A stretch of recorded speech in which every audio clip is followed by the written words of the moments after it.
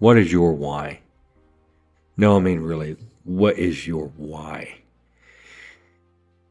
That question gets thrown around so much, and Simon Sinek even wrote a book about finding your why. But what is your purpose? The thing that is your purpose on this earth. Not your profession, not the thing that motivates you, not a reason why you want to make money, be successful, have your 15 minutes of fame, not the thing that gets you excited. No, no, no. This is so much deeper than that. What is your why for existing? The thing you were put on this earth to do. For Coach Kurt Hines, after my conversation with him, I can sum his why up in 3 words: to bless, serve, and empower people. I received all 3 of those in my conversation with Coach Kurt Hines. It was a blessing to my life, my mindset. He served me by pouring into me encouragement, and he empowered me by making me feel like my purpose, my why is important. I hope I know you will take away the same 3 things, because Coach Kurt Hines' why is to serve, to bless, and empower. Welcome back to the Play Beautiful podcast. Welcome, Coach Kurt Hines, to the Play Beautiful podcast. Coach Hines is a Christian husband, father, grandfather, leader, servant, author, speaker, and I am so humbled to have you on, Coach. Thank you. No, Coach, thank you for having me. It's just, I know we're just starting this recording now for your audience, but just taking that 20 or 30 minutes prior to get to know you a little bit better. I'm humbled to be on, so thank you. Thank you. I love everything about you, your message, your heart. You can see and hear it when you speak, that you just have a passion for helping lead young people and for helping lead adults that lead young people so that we can do things the right way that's going to serve them and encourage them. And your book is called Called to Empower, The Power of Why, correct? Tell us a little bit about that title just before we jump in. Yes, sir. It's funny, the book we mentioned briefly offline took about 2.5 years to write, not because it's that thick, not because it's that well written. I'm proud of it, but I struggled with it because I would start writing it after, for years, people on social media would say, "Oh, you should write a book." And I kind of just graciously said, "Oh, thank you so much," but didn't think anything about it, because it's really easy for any of us to like someone's post, comment, video, whatever it is. It's free, like it, retweet it, whatever. But to spend the money and to invest in buying something is different. So I started to really struggle with that for a while. And once my family and some friends or friends and family started saying you should write a book, I'd write a chapter or two. And the chapters are really short. Really, I've taken tweets that I've tweeted over the years, and then I dive deeper into them, the story behind them. And my wife, I always have to give credit to her, not her saying I have to, but I feel like I have to. I want to. She's the one that came up with the idea of the timeout. At the end of every chapter, I had that thought-provoking question that helps the reader just kind of dig a little deeper. So it's an easy read, and it was an easy write, so to speak. But I struggled with it because after writing a chapter or two, I kind of put the pen and paper down, so to speak, and be like, who am I? Why am I writing a book? And I would allow Satan to creep in. And what I found now, after it's been several years that the book has been released, is I still get responses from people that bought it when it first came out or have just recently bought it and say that certain chapters have struck with them or because of something they've been through. And the title really came from a lot of prayer and reflection of like, why am I here? And that's a question I think way too many people are afraid to ask themselves. And it can be a scary question, and especially for people who have been through stuff, like really heavy, heavy stuff. I know I'm preaching to the choir. Sometimes we start to question a lot of things. And I'm a firm believer that the more we question things, the better. And this is not scriptural, or scriptural. I have my Bible right here next to me, but this isn't from the Bible. But I'm a firm believer that God loves when we question him. And what I mean by that is I think God would rather have us question him, be mad at him, cry out at him in anger or fear, whatever, as long as we keep coming to him. Mm. As husbands and fathers and as wives and mothers, we want our children to know that we're always there for them. They're not always going to be happy with how we discipline them. They're not always going to be happy with every decision. And it's not that different from God. So the title of the book really came from me just prayerfully saying, all right, God, why am I here? And I truly believe no matter what platform God gives me to use, that I have been created to bless, serve, and empower others. And without being so brazen and telling other people why they've been created, I think it's the same for all of us. I think if we can get out of our own way and really just go out of our way to bless others, we're going to find more joy and fulfillment. We're still going to have challenges. We're still going to have trials, and that's all part of life and growth. But for me, the call to empower came from just that calling that I really feel led to live my life in a certain way. Mm-hmm. I love that. And I love that you kept making mention of the things we go through. And I like to use the term build, the things that build us and shape us, right? And that's even our mantra, like with Play Beautiful, built inside the lines to win outside of them. So tell us a little bit about that. Before you were Coach Hines, who was Kurt, the kid, the teenager? What built Kurt into Kurt Hines? The grace of God built me. And that's the simplest answer. I've always been someone that got along with everyone. I love people. My wife and our friends will joke about it that we're going to Hawaii this summer, going back to Kauai with some of our best friends that we met out here. And they were joking around because we could be at the beach, the pool, at a restaurant. If I make eye contact with you, I'm going to start a conversation. Or if you make eye contact with me, I'm going to want to know where you're from, what you're doing, and all that stuff. And some people love it. And I do feel like I have a good sense of reading people where I'm like, all right, they answer the question, but that they want and need their space. So I give that to them. But who I was before I became Coach Hines, I say I've always loved people and get along with people. I did, but I also loved fighting. And growing up, I was someone that was arrested often. And I love our police. I love and support our police fully. However, I got into a fight with 3 police officers the summer after my freshman year in college. So I had 3 felonies at one point. At 300 hours of community service. I had to pay for time they missed out of work. And it was funny because I didn't learn my lesson yet at that point. I still kept drinking and fighting. And I grew up middle class, Barrington, Rhode Island. My parents both have since passed away, but God-loving, God-fearing people who were always there for me. So I had no reason to want to fight. I just enjoyed the rush of fighting. I wasn't fighting against something. I don't have, we've all been through stuff, but I don't have past trauma that like really, really heavy and deep. And you're like, oh, that's the reason. Like my parents were great. I had a great upbringing. But one of the times I got arrested, it was about 1.5 years after I had fought the police. Shame on me. I got arrested, and my buddy that got arrested with me for fighting at a college, we stayed the night, and then the next morning, I almost said his name. Actually, Kevin Higney, he wouldn't mind. Kevin Higney was with me. He got arrested. They called him like Kevin Higney. They opened his cell, and he went down, and he was gone. So I'm thinking to myself, I couldn't see past the concrete wall, but all right, I must be next. An hour after hour after hour went by, and he got released. I think it was probably 8 or 9 in the morning, and probably around 4 o'clock in the afternoon, I got called down to the chief of police's office, and he's like, "All right, we've been talking to your Brian Audie, who's my probation officer. We talked to him. We found some research. He's like, I'm really good friends with Lieutenant Young, I think it was. In high school, I played center and defensive end. Our starting quarterback." Brad, his father was the chief of police at the time, then the lieutenant, whatever the ranking goes. So this particular gentleman who was asking me these questions where I was arrested, he's like, "Yeah, he told me you beat up 3 of his guys pretty bad. Like, tell me about it." And I'm like, "It was just stupid. I wasn't." He's like, "No," and he baited me really, really well. And it's a moment I'll never forget. I hope I don't.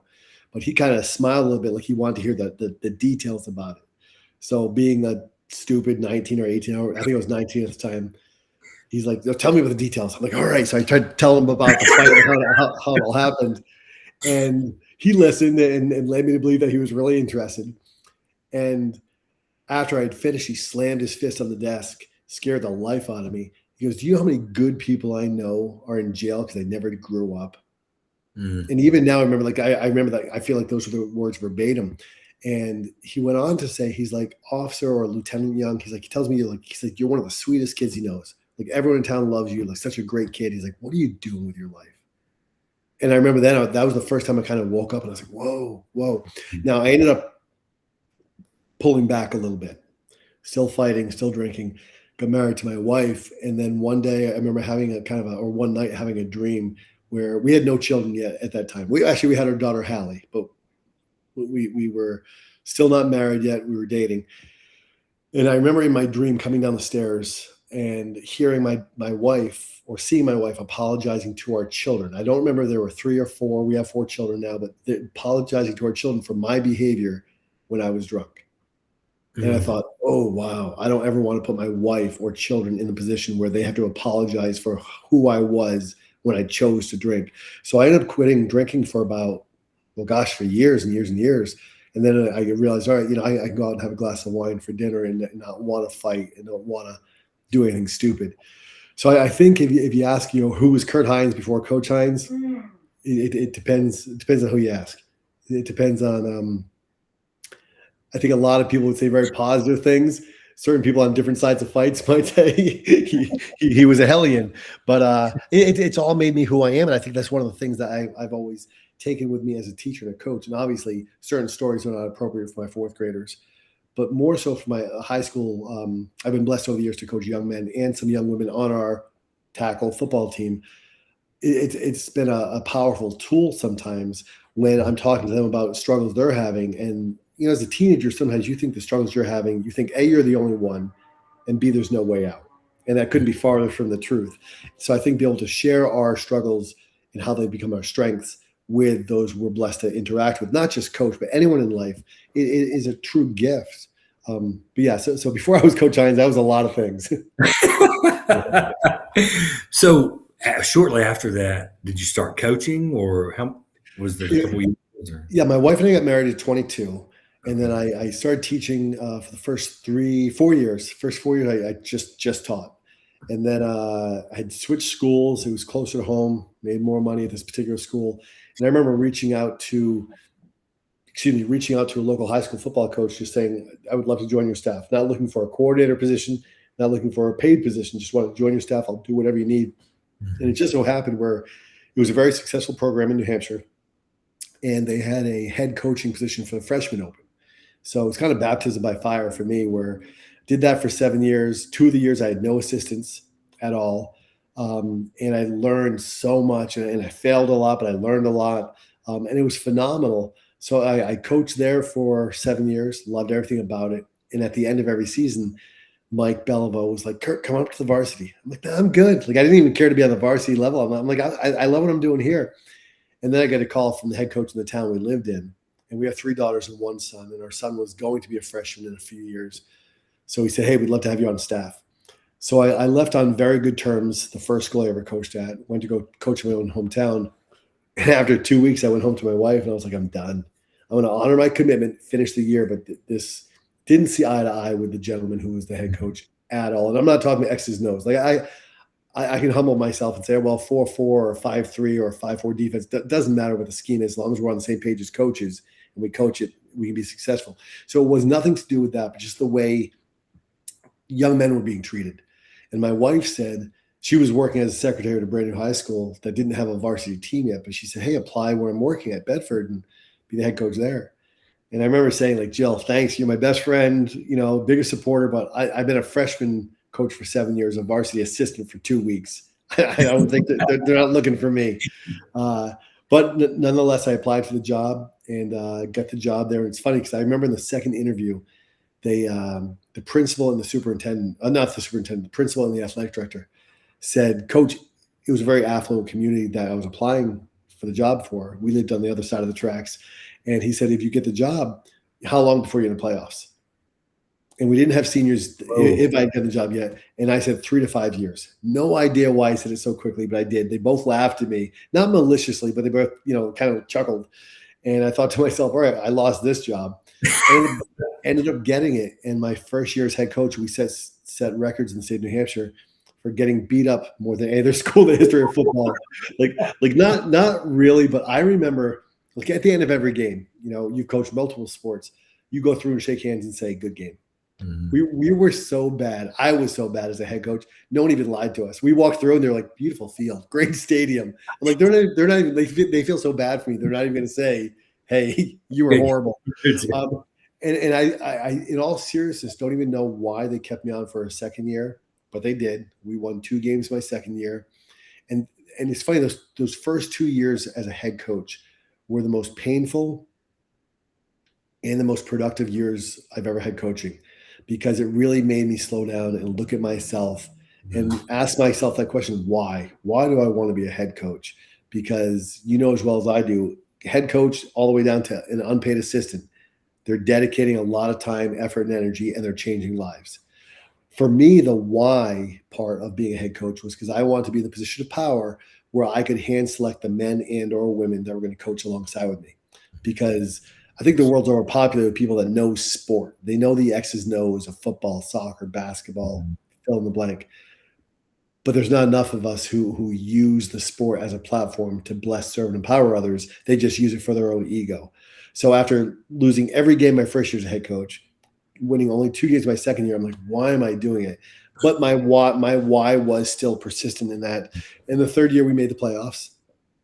And my last 4 years as head coach there, we went to the state championship 3 out of the 4 years. Had built, not I, but we had built a program where we had 144 young men in the program. And I was like, this is it. Like, this is my forever. I wasn't looking to go to college. I'm still not looking to go to college. I was like, this is where I'm going to be. And then our daughter had called. It was like the Monday after we had lost the state championship by 6 points. Oh. And she had called and she said, I'm pregnant. And my heart leapt. And I was like, yeah. And she had gotten married. And I was like, yes. And then I was like, oh no. Because I knew my wife and I didn't want to be Skype. This is great when you're doing podcasts and Zoom or Skype or whatever, but you don't want to be Skype grandparents. Yeah. So we had sold everything, flew out here or drove across country, and haven't looked back. It's been and I was an assistant out here for 2 years at Christian High School, where I still teach elementary school there. Applied to be the head coach of Coronado, and then, as we mentioned offline, was the head coach there for 9 years and got fired just this past season. I'll make the story very short, but we had a lot of success, and I was not given a reason as to why they let me go. My wife and I, and a lot of us, truly believe it had to do with the team Bible studies. That oddly enough, I did tell the principal and this was the superintendent last year. They both asked to meet with me about the Bible studies individually, separate weeks. And I met with both of them, and I said, we're doing it through the FCA, Fellowship of Christian Athletes. It's not mandatory, and they both said, great, keep doing what you're doing.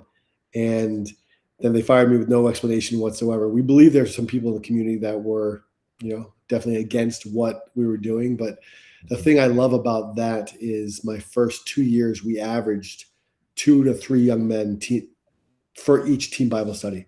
This past season, we were anywhere from 25 to 30 young men that were coming to it. So I have no doubt in my mind that lives were changed. Young men were led to Christ. And that's a hill that I believe I died on in that aspect. Yeah. And it's a hill I'll die on again. And it's funny because if God does lead me to coach again, which it's still hard to say, I believe he will, but I'm not sure. But that's one of the questions that I will ask in the interview process about, if that's allowed and how they feel about it, because I hate when people say, whether it's soccer, football, once again, any sport, oh, it's just a game. No, it's not. Now, it is a game. It's a game. But you and I, and if people who are listening to this who have played or coached at all, know that it's far more than just a game. So I'll never use the words, it's just a game. It's a game. It should be fun, but it's not just a game. Wow. So if I do end up interviewing again for a coaching position, head coaching position, whatever it may be, it's definitely something I'll bring up, because I want to know right out of the gates that this is something I can continue to do to fulfill my calling. That's right. Yeah, our calling is so much bigger than when are you going to the playoffs? Exactly. Yeah, I love that you brought that up, because I really wanted to ask you if you remember a moment in your career, regardless of how early or how deep into your career it was, where you just knew in this moment that coaching was so much bigger, that it's actually a calling. Yeah. There are two moments that stand out to me. The third being the last firing, but the first was there was a young man I coached years ago as an assistant coach, who my wife and I get to know fairly well because we were, as most coaches, you do different jobs throughout the summer because you're trying to make ends meet. Mhm. And my wife's father, so my father-in-law, is a jack of all trades. He builds houses pretty much. He can build decks, he can re-roof a house, he can do anything, interior, out, exterior. So he was always having jobs that he would say, "Hey," to my wife and I, "Do you guys want to paint this particular house I found? It's too big for me, whatever." So we had painted this one house one summer for about a month. It took us, an old Victorian house with this young man who I coached, and he ended up taking his life. Mhm. And I don't have any, gosh, is it called survivor remorse or whatever it is? I didn't feel like I didn't pour into him enough. I didn't feel like I wasn't present for him. But that was the first time I thought, connected to football, that I had lost someone. I was like, oh, all right, this is a lot more than just a game. And Mhm. it was, I was able to speak at his funeral for his family, and it was very, very emotional and powerful moment in many people's lives. And then the second time was my son. When I became the head coach of Bedford High School, my son played for our local town, which is Goffstown, which is a neighboring town. So I had to coach against my own son his junior and senior year. Oh my And God. it was in the local papers, on the radio or TV station, news stations, and it was a big to do and everything. And it was both those two seasons, his junior senior year, were the toughest games I ever had to coach. Was coaching against your own son.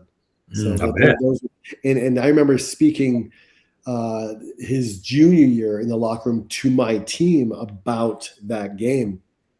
And they all know I wear my heart on my sleeve, and they know I see me with my family. My wife, for years, would come to practices, not just games, with our children. They'd run around, and she would do emails, talk to family, watch me, do whatever.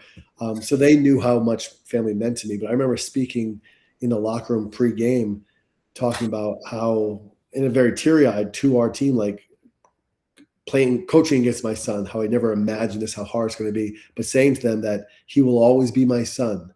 But tonight I'm coaching, or today I'm coaching, I'm the head coach here. And those are tough, tough games to coach in. I can't imagine. Yeah. So, you talked about knowing that you'd poured into this young man. Do you have a coach that poured into you? You turned out with the life that you have, right? And it was the first thing that you said when I asked you how you are. You said you're just blessed, right? Amen. That really resonated with me. And so, do you have a coach or a mentor that you had before you were Coach Hines that instilled in you the things that you now see coming out of you and into the young men that you've coached? Yeah. The first, believe it or not, the first person that comes to mind is my seventh grade math teacher. And math was never my strong suit, still is not to this day. Um, I often jokingly say, the show, "Are you smarter than a fifth grader?" Yeah. Yeah. No, no, I am not. That's why I teach fourth grade. And I'm barely smarter than them. But I had a seventh grade math teacher, Mr. Nicholas, who would sit on the corner of his desk before every class and just talk and be like, "Alex, what's going on with football or rugby or whatever it may be? Or Kurt, what's going on? Or Jill, what's going on with skiing or whatever, or soccer, whatever it may be." And I remember sitting there in seventh grade in a class I did not like at all, in a subject I hated, just staring at this man. And he was not, he was probably under 6 feet tall, small little guy with a mustache. I don't remember, brown hair. I don't remember much about him, but I remember looking at him thinking, he cares. Like, he really cares about me. And I'd be lying if I said from that moment I became a mathematician and I was great at math. Um, but what that did for me was that really planted the seed of how important it is to let people know you truly care about them and are invested in them, and what that can Mm. do. Because what that did for me was that kept me showing up to class every day. And I honestly don't remember in this class if I got a C minus or B, but I know it was not lower than a C minus, and I know it wasn't an A, so it was someone in there. But he's the first one, other than family. I was blessed with my father and my mother, and I have an Uncle Bernie who's since passed away. Just blue collar people who just are always there for you. We joke about it, like, growing up, if you had a family function, whether it was a cookout for 4th of July or your Christmas or Thanksgiving, if you wanted to leave as a young adult with your newly married wife, if we want to leave at a certain time, we had to start saying goodbye an hour earlier, because by the time you said goodbye and hugged everyone and kissed everyone, you're going to go around and do it a second time because it's been 15 minutes now. So I was blessed with a lot of strong Christians in my life who not even as much telling me how to live, but just led in a way, it wasn't until writing the book that I thought of my father as a servant leader, because I had, in the coaching world, I'd heard that term, and I love that term and what it means and what it does for us. My father never shared those words, servant leader, in that I remember ever in my entire life. But I look back upon his life, and there were almost always moments where he'd be like, "Hey, Kurt, Ed, my brother, get in the car," and we would go to some stranger's house that he knew from church, or he knew a friend of a friend of a friend that needed something to be built or put apart or taken apart or whatever it was, that we were doing something for someone else. So I think it's a beautiful reminder for us, as men and women, that, how we live our lives, even without saying the words, is leaving more of an impact in our children and our spouses and our neighbors than we may ever realize. It reminds me of a quote I read years ago. It said, "Always preach the gospel, and when necessary, use words." And I love that, because I love sharing the gospel. But man, I really try, and I know I'm good at it, but I know I can be a lot better. I try every day to live in a way that glorifies Christ, even if I don't mention his name. Absolutely. That's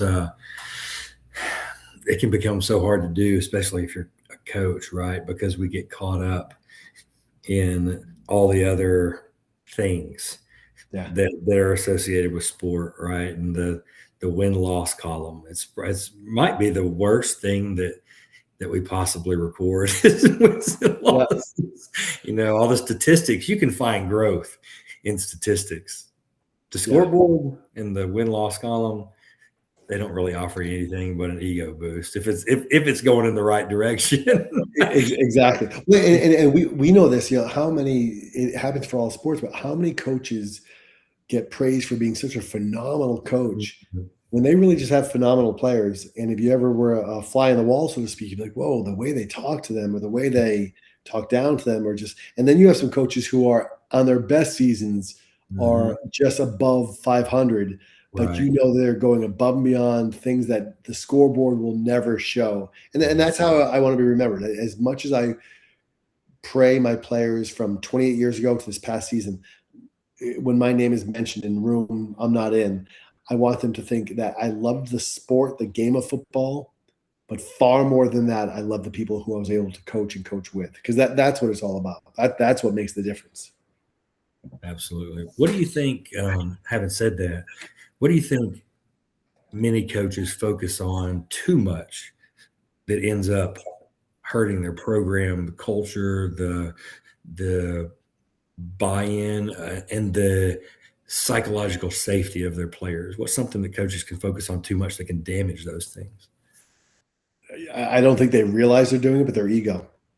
Yeah, I think they worry too much about what other coaches think about them from their own staff, whether you're a head coach or an assistant coach. I think they worry too much about the parents in the stands. And I've often said, at the beginning of every season, every parent loves me, so to speak, until the depth chart comes out, and then I'm an idiot because their son's not starting, and I've fallen victim of that myself, and I think the more we can focus on blessing and empowering those we're coaching, all the other things will take care of themselves. And what I mean by that is, I think you and I, your audience, we can name the most successful coach in any sport at any level. Whatever, and it could be different answers for all of us. You fill in the blank. That individual that came to the mind of your listeners, whoever the best coach is, they have been fired probably at one point in their lives. They've been questioned by assistant coaches. They've been backstabbed by assistant coaches. They've been badmouthed by parents. They have former players that say they don't know what they're talking about. They were only good because of whoever played for them or whatever it may be. Knowing that that's all going to happen, I think, and understanding that no matter who we are as a coach, we're going to have those naysayers and those doubters and those haters and all that different stuff, then why are we doing it? Well, we're not doing it to make a life better for someone else. Then we're fooling ourselves. Mm-hmm. And how many people do we know that chase that championship ring so much and they're successful in chasing that championship ring, but they lose their wedding ring because they focus so much on winning that approval from others and winning that piece of. I have in our bathroom, and I'll keep them, but I have a state championship ring from when I was an assistant coach and a league championship ring as a head coach. They're both great. I think I've worn them both for an hour total my entire life. They're big, they're gaudy, but what they do when I look at them, they remind me of the individuals I was blessed to coach with and coach. Mm-hmm. You know, so I think as long as we keep our ego out of it, I think the most coaches make the mistake of worrying too much about the things that really don't matter, no matter how successful we are. Yeah, absolutely. I keep hearing you, and you've said this, and I keep hearing it just reverberated in a different way, but that coaching is a ministry. Yeah. Right? Well, let me ask you a really interesting question. What has coaching taught you about God rather than the other way around? Wow. It's funny, and I don't want to ruin anything for your listeners, but you had sent me, and I appreciate the list of questions you were going to go through. I read like 3 or 4 of them. I'm like, no, I don't want to do that. I don't want to spoil it for myself. So I'm kind of caught off guard here with that, but I love it. What has coaching taught me about God? Yeah. Gosh. Can I cheat and say 2 things? Sure. You're the guest, man. It's all you. All right. One I would say is that it's all going to work out. And I really believe that, you know, I know I say this to my wife often, and once again, she is, I've said this probably 3 or 4 times already, my best friend. I've seen her grow so much in the 32 years we've been married, and I love that in so many ways, but different stresses. She and I handle things differently. The day I get the text from the assistant principal saying, "Hey, can you talk next week?" My wife first question was, "Are you nervous?" I'm like, "No, why would I be nervous?" She was right. I should have been nervous. But it all worked out, you know. Praying for a certain job that I would get, and I didn't get it. It all worked out, you know. As coaches, you know, when a certain senior class graduates, and you're like, oh man, we had 23 studs. What's going to happen? It'll all work out. And what I mean by that is, no, you may not be as successful next year as wins and losses, but if your why is something that can, you know, stand the storm and is more than just the scoreboard, it's all going to work out. So I think coaching has helped me to understand in all aspects of life, it's going to work out.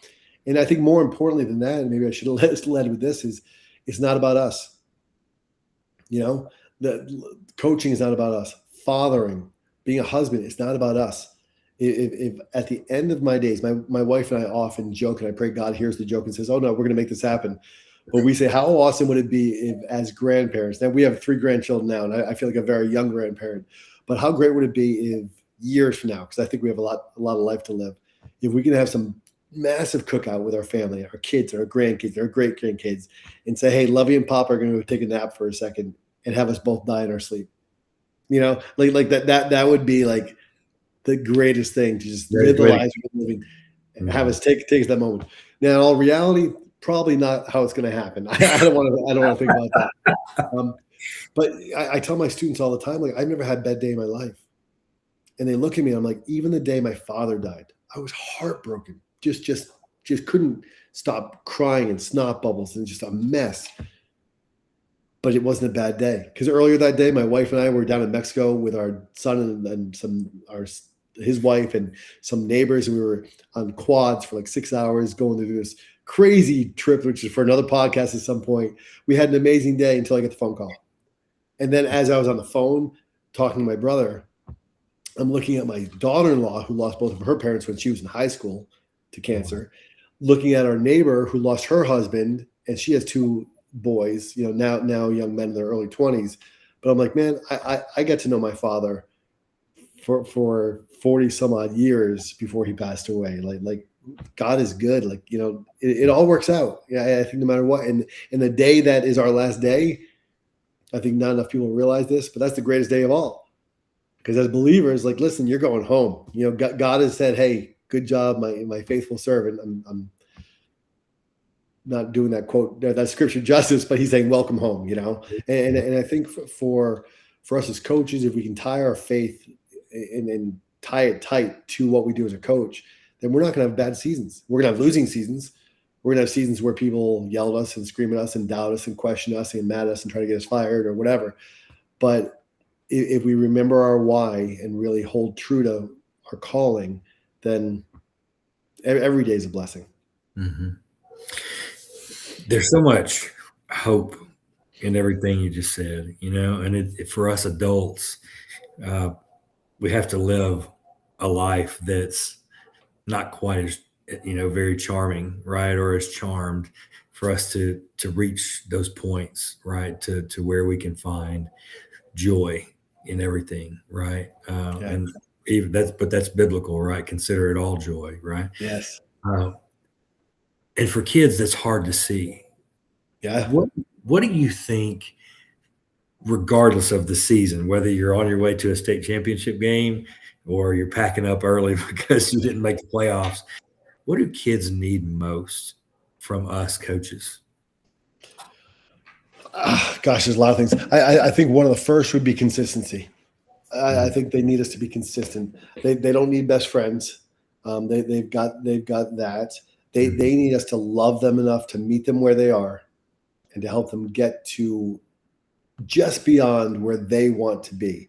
And for me, that's where the power of why comes in, because I think too often we as coaches think, oh, you know, and you see on social media all the time, you know, and I hate when I'm going to piss off a lot of coaches now. That's okay.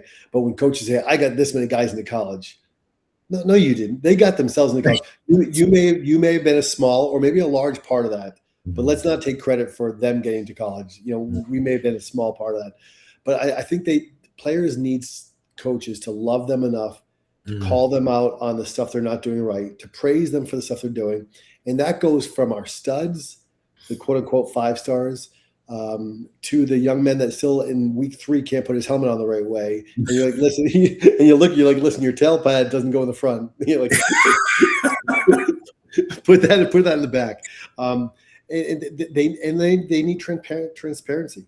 I think so often our players, male, female, from youth to high school, whatever it may be, put coaches on a pedestal that we don't deserve to be on, don't want to be on, and they think we have it all figured out. You know, coach has got to figure it out. He just look at his life and listen. We all have stresses. We all have days where we wake up and we don't want to get out of bed, no matter how much you love your life. We all have days where we don't know.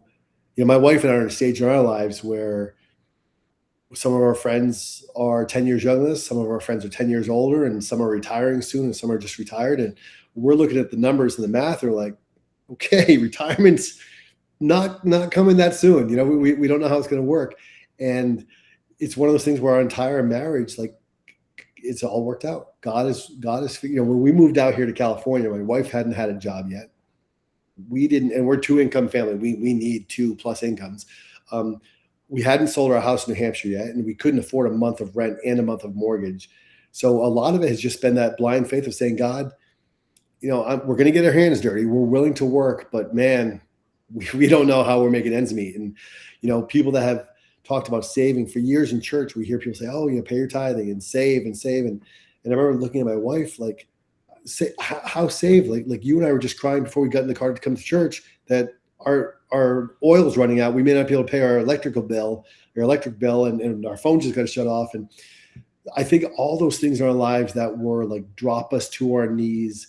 Like, how are we going to figure this out? How are we going to make it happen? Does my wife still want to be with me? And she never said she didn't. We never talked about divorce or anything like that. But I think as a man, you know, I went to school for education. I have a degree.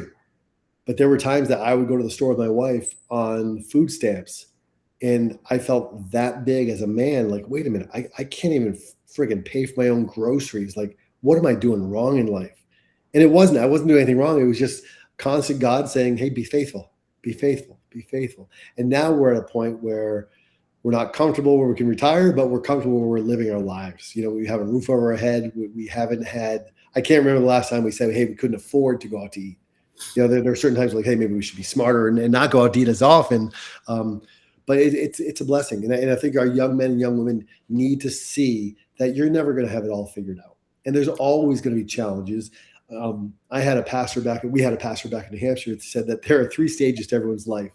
You're either coming out of a storm, you're in the middle of one right now, or hold on, because there's one coming. And I remember the congregation kind of laughing, and I was sitting there like, that's a miserable thought. Like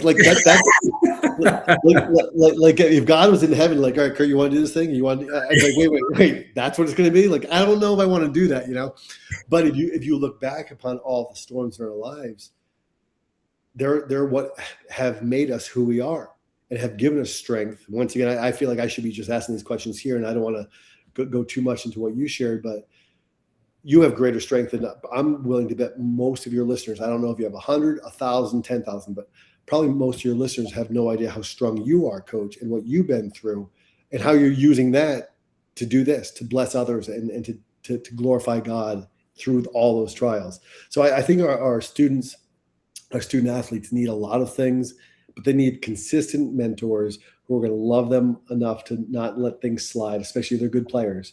Like, oh, he was late again, but he's our starting linebacker, quarterback, whatever it is. And they need to see us. They need to see us fail. I think one of the best compliments I received from a coach that I've coached with personally was after the banquet. I got fired, and then a week later was our banquet. And I kept it together, and everything was about the players, as it should always be, until the very end, when it came time that I always put down in my little notes to thank our wives after I thanked the players and their families and stuff. And I looked over at my wife, and she was crying. And I just lost it. I started crying and stuff, and standing ovation from the room for a long, a very long time, which now I look back and like, what a blessing. In the moment, as I was walking, as they were still standing and clapping, walking with my wife, I gave her a hug and I was like, let's just go. I was so emotionally just drained. I was like, let's just go. The compliment I received from one of my assistant coaches he's 70, I think he's 80 now, 79 or 80. He's coached for 45 years, high school and college. Goodness. Coach Mike Pompa, he said, Kurt, I've never seen someone go through what you had to go through as far as the firing and the way it happened without a reason. He's like, and handle it as gracefully as you did. He's like, those young men and those families will never forget how you handled that. So for me, it was such a beautiful testament of, even in defeat, when it doesn't make sense and we don't like the answer, we can still lead the right way. That at some point, there's no doubt that one of those young men or young women on the team and or their parents are going to get fired from a job at some point. For sure. Or have some tragedy, or not being fired wasn't a tragedy, have some challenge in their life, and maybe think back, hey, Coach Hines handled it this way. I can do the same. Mm-hmm. That's right. Yeah.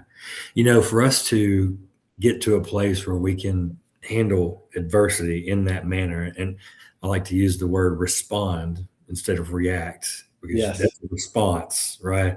A reaction may have been going in and actually saying what was just come out, right, when that happened, but you responded well.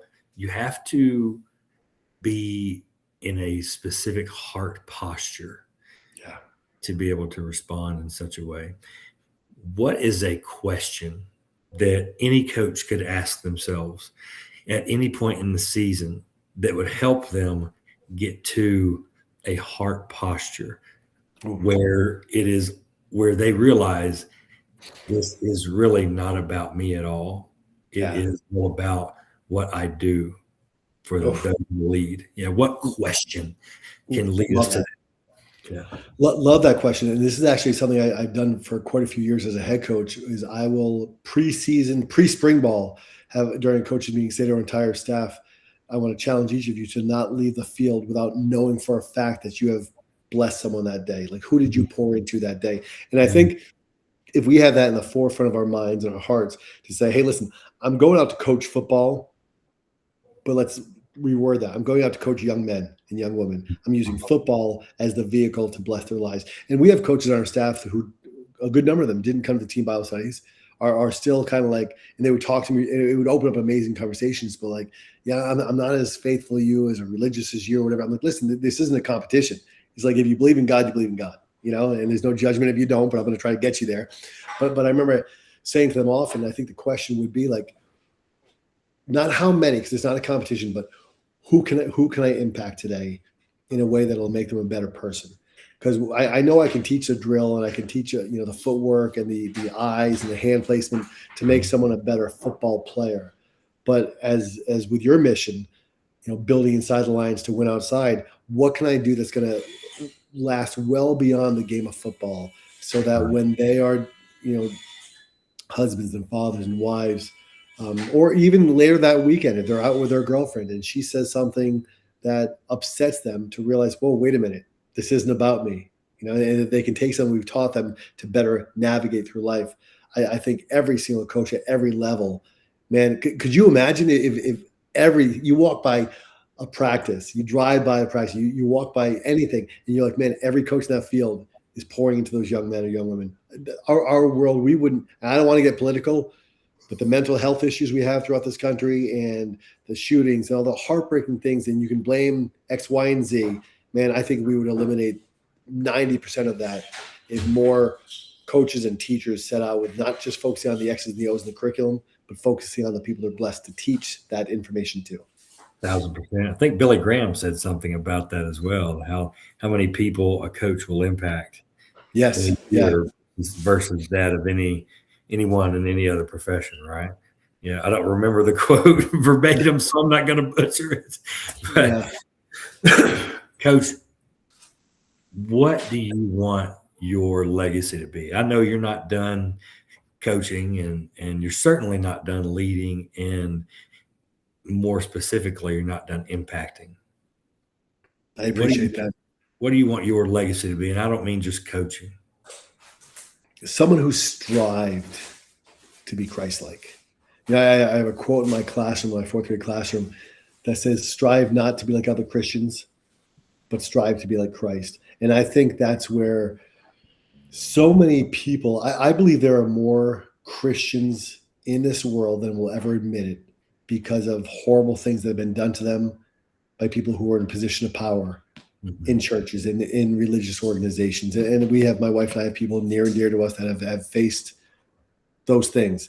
And I think we fall short because we put too much on the umbrella of religion. I don't consider myself religious, and I'm not trying to play with words here. I am deeply spiritual. I am a Christian through and through. And I strive to be Christ-like every day. And I fail miserably sometimes. Sometimes I fail by just missing the mark slightly. But that's what I would like my legacy to be, is someone that strive to be Christ-like. Because I think for that's all encompassing. Because Christ was the perfect example of leadership, of servant leadership, of washing his disciples' feet, of healing the sick, the lame, the blind, of flipping over tables in the temple when need be. Now, I'm not going to use that flipping over the tables for my excuse for fighting and wanting to kick a door down to the principal, assistant principal. But I that would be that's what I pray my legacy will be. Mm-hmm. Oh, beautiful, beautiful. If, let's say, in a perfect world, right, that if we could just envision every coach with a heart for leading from their why, what would coaching look like then? I'm going to go back to what you said, Coach. Ministry. It would. Well, yeah, I struggle with that, actually. I want to say ministry, but I think there are coaches. I've coached with a handful of them who their why was just for their own agenda. So I think if they have a kingdom-focused why, if they have, even for someone that might be an atheist, I'm a firm believer there are atheists out there who are more Christ-like, although they wouldn't want to hear it worded that way.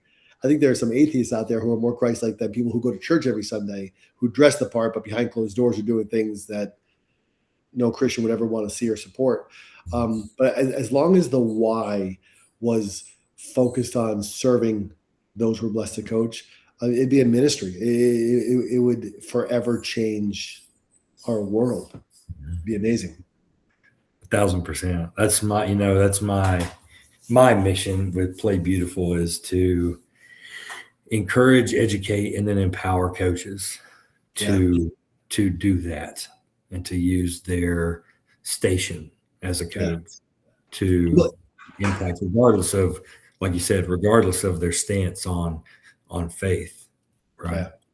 And that's the thing. For me, the word empower resonates with me so much, because to empower someone means it's already within them. We're just help pulling it out. So it's not like, hey, look what I did. I won this. I created this. I got this kid into college. It's no, look what I did. I helped them realize it was already in them. I helped them realize that strength was God given, already inside of you. And I'm sure there are times God may even right now be laughing at me a little bit, saying, oh, Kurt, yeah, it's in you too. There's certain things when I have that ego, when I edge God out and I question doors that God has opened for me and thinking I'm not good enough, I'm not worthy enough, whatever it may be. I think when we empower someone, we help them realize that, hey, listen, I was a vessel in helping lead you down this road, but this is you, because there's going to come a time for our children that mom and dad aren't there anymore. Mm-hmm. There's going to come a time for our spouses, whatever it may be, that the person that we thought, if we give too much credit to other people, that person's removed from our life because they move out of state, they've lived their last day, whatever it may be, then I think there's a danger in us thinking, oh, we can't do this on our own. And I don't believe in the self-made man. And I think for years there was that pounding the chest, like, look at me, I'm the self-made man. I think God has an argument with that one. I don't think there's anyone that's self-made anything. I made a lot of things myself, but it was just trouble. I've made trouble for myself. I've made trouble for others. Anything good I've ever done or ever will do has been through the grace of God and through learning from others, whether they're still here with me now or it's people that I've lost, and have gone on to heaven. If you had a challenge that you wanted to issue to coaches, last question, by the way, if we saw that vision that you have for coaching and that we share, if you had a challenge for coaches, because surely any coach listening to this and that heard our conversation, that's got to sound like a purpose-driven mission. Yeah. What challenge would you issue to coaches that could lead them to accomplishing that vision that you just described?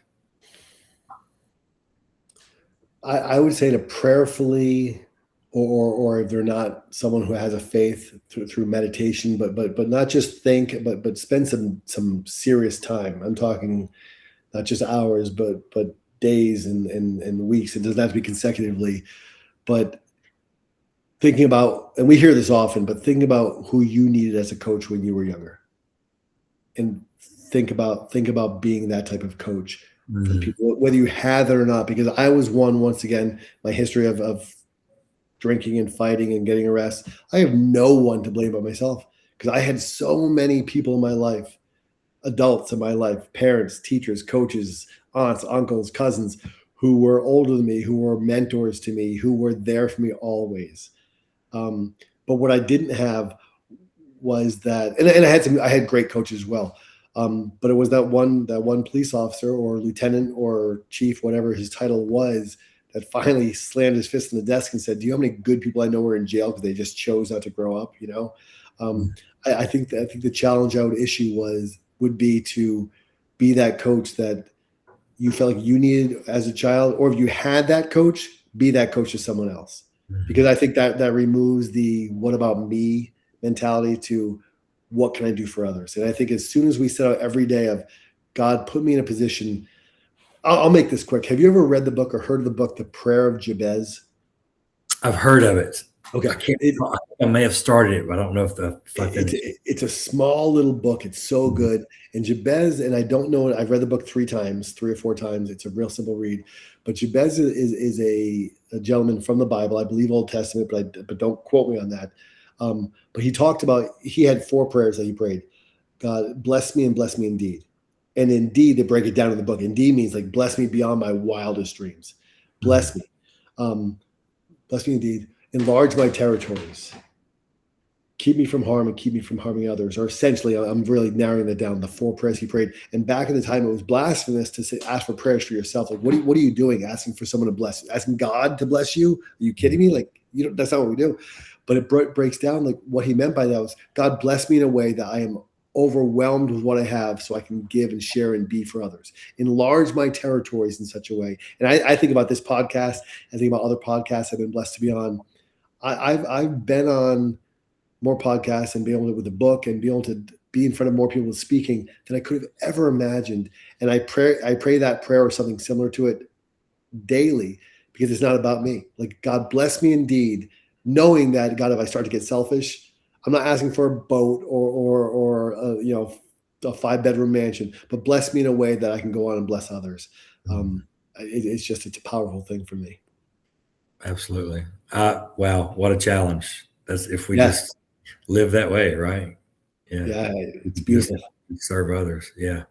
Coach, tell everybody how they can find you on your socials and your website, and I'll have that in the notes too. I appreciate that. Just like we tell our players, have your real name and real picture. Don't put like fast cleats, 32 or whatever. It's Coach Kurt Hines, KurtHines. I have a website, CoachKurtHines.com. I'm on pretty much all the social media platforms. If anyone reaches out to me in any capacity, I will always respond to them. It's a blessing. I think life is all about people, how we can bless, serve, and empower others. And I think that too often we take for granted little interactions like this. Like, I'm excited to follow your journey now with what you have, with what you're looking to build and stuff. And they can find me and reach out to me in any way. Right on. Hey, I appreciate just your raw emotional openness to share so much. There's so much to be taken away for anybody listening, right? To grow as a leader, as a husband, a wife, a father. Thank you for your message, Coach. I really appreciate your time. And thank you. Yeah, it's been a blessing. Same here. Yeah, thank you so much. Appreciate it.